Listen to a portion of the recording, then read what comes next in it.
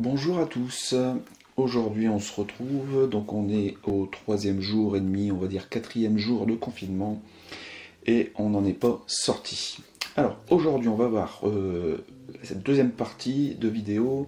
Donc je vais faire deux parties à l'intérieur, donc celle de reprendre le contrôle et puis comment être plus positif et comment réfléchir à nos nouveaux objectifs.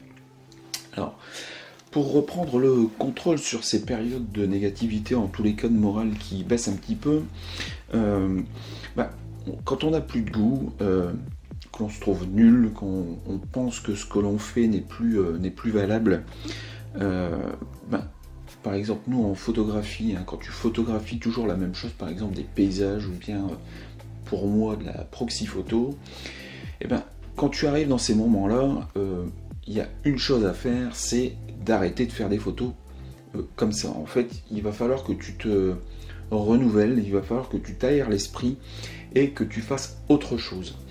Alors, tu peux aller faire des photos dans un autre domaine. Alors, pour la simple et bonne raison que si tu t'occupes l'esprit à quelque chose de nouveau, tu vas être occupé à essayer de progresser, tu vas progresser, et donc tu vas plus te focaliser sur les photos habituelles que tu es en train de réaliser, et donc ton moral va pouvoir revenir un petit peu. Alors, bien sûr, tu peux prendre du temps pour toi. Tu peux aller faire du sport. Si c'est pas déjà fait, tu peux lire des bouquins, tu peux aller voir des tutos, tu peux aller voir des conférences ou des colloques sur internet, tu en trouves très facilement. Et sur plein de sujets différents. Tu peux t'intéresser à des choses complètement différentes de ce que tu fais.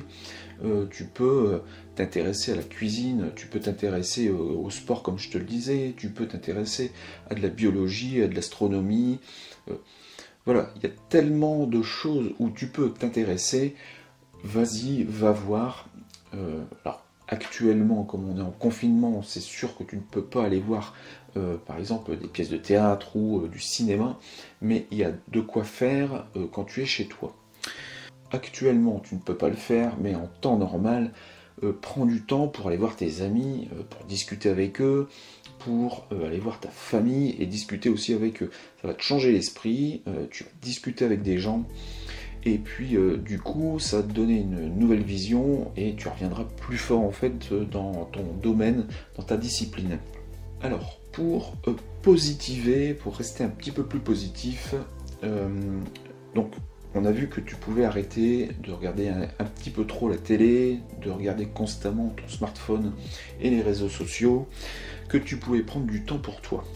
Alors, il y a quelque chose que tu peux faire également, c'est que une fois tous les 3 semaines par exemple, ou une fois par mois, c'est de t'accorder une balade par exemple dans un endroit qui t'inspire, hein, une forêt ou un paysage qui t'inspire, et de réfléchir à ce qui s'est passé sur les 3 semaines qui ont précédé en fait cette sortie, et de réfléchir à ce qui s'est passé de bien, que ce soit dans ta vie personnelle ou dans ta vie professionnelle, et regarder en fait toutes les actions que tu as mises en place, qu'est-ce qui a changé par exemple dans tes photos à partir du moment où tu as commencé et où tu es arrivé,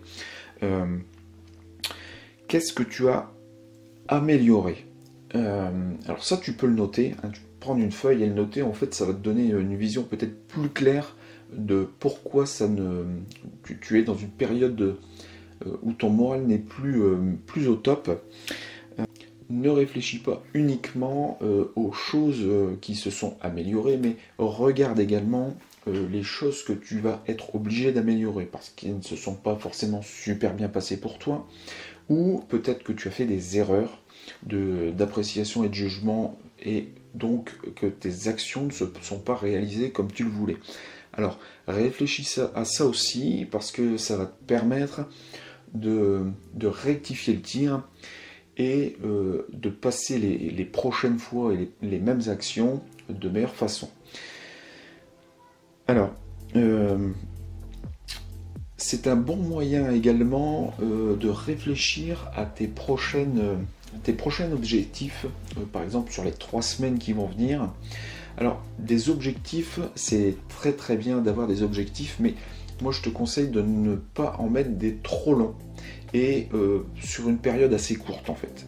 Parce que si tu te fixes des objectifs qui sont un peu trop hauts et sur une période trop longue, bah, tu vas te retrouver à un moment donné dans le même système où tu étais au départ, c'est que ton moral va baisser parce que tu vas te dire bah, je vais jamais y arriver, j'ai encore énormément de chemin à faire et le problème c'est que je ne vois pas d'évolution possible.